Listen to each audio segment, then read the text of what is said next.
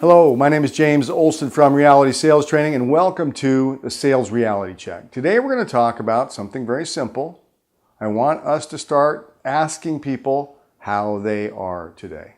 I work with a lot of salespeople and they rush into their call. I would say especially with the gatekeepers, but with gatekeepers and with buyers. When we get the gatekeeper on the phone, for example, hi, this is James Olsen from Reality Sales Training. How are you today? So identify yourself. This is Bob Johnson from ABC Supply. How are you today? And I want a sincere, how are you? So if you can't be sincere, you shouldn't be in sales. So I want you to slow down a little bit and care about your fellow man, or at least act like it, and ask them how they are. It'll pay great benefits to you in the future. So identify yourself and how are you? What happens with most receptionists is salespeople treat them like furniture. And guess what? Then they treat salespeople poorly and they blame it on the receptionist, but it's really their own fault. So let's start treating everybody at the account with some care and concern. Now, we don't have to overdo it, but just how are you today? Now, what happens, a lot of salespeople are afraid to ask how are you today because people will say negative things. My husband just died. Does happen, right?